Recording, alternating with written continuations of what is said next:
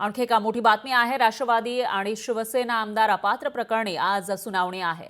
आज दुपारी 12 वाजता विधान भवनात सुनावणी होणार आहे। तर विधान परिषद सभापती राम शिंदे यांच्या उपस्थितीमध्ये ही सुनावणी होईल। विधान परिषद सभापती राम शिंदे यांच्या उपस्थितीमध्ये राष्ट्रवादी शरदचंद्र पवार पक्ष त्याचबरोबर जे राष्ट्रवादी आहे अजित पवारांचे हे दोन्ही पक्ष आणि दोन्ही शिवसेनेचे आमदार अपात्रता प्रकरणामध्ये सुनावणी आहे। दुपारी 12 वाजता विधान भवनात ही सुनावणी होईल। विधान परिषद आमदार अपात्रता प्रकरणामध्ये सभापती राम शिंदे यांच्या उपस्थितीमध्ये पहिली सुनावणी असेल। तर या सुनावणीमध्ये नक्की कोणते मुद्दे राम शिंदे अधोरेखित करतात तसंच काय टिप्पणी करतात याकडे विशेष लक्ष असेल। मागच्या वर्षी विधानसभेचे जे आमदार अपात्रता प्रकरण होतं त्याच्यामध्ये विधानसभा अध्यक्षांच्या समोर अनेक महिने सुनावणी चाललेली होती। विधानसभा अध्यक्षांनी निर्णय दिला होता। आता विधान परिषदेचे जे सभापती आहेत ते नेमका काय निर्णय देतात तेही बघावं लागेल।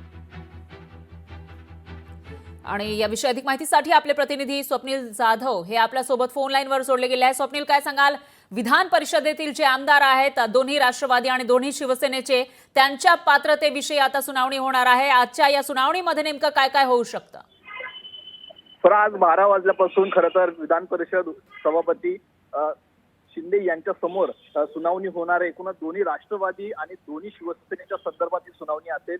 विधानसभा आमदारांची सुनावणी ही पार पडली असली तरी विधान परिषद आमदारांच्या सुनावणीवरती अद्यापही निर्णय झालेला नाहीये। त्यामुळे आज या नव्या वर्षामध्ये पहिली सुनावणी आणि नवीन सभापती यांच्या समोर होणार आहे। त्यामुळे आजच्या या सुनावणीमध्ये दोन्ही गटांकडून काय बाजू मांडली जाते, कशाप्रमाणे दावे केले जातात हे पाहणं महत्त्वाचं ठरणार। मात्र या दाव्यांवरती नवीन सभापती हे काय टिप्पणी करतात, नक्की काय गोष्टी अधोरेखित करतात या संदर्भात लक्ष विशेष लागून राहिलेले। मात्र या ठिकाणी धाकधूक ही दोन्ही गटाची आपल्याला पाहायला मिळते। निश्चित स्वप्नील, त्यामुळे या विशेष अपडेट आपण घेत राहूया। दरम्यान धन्यवाद तुम्ही दिलेल्या या सविस्तर माहितीसाठी।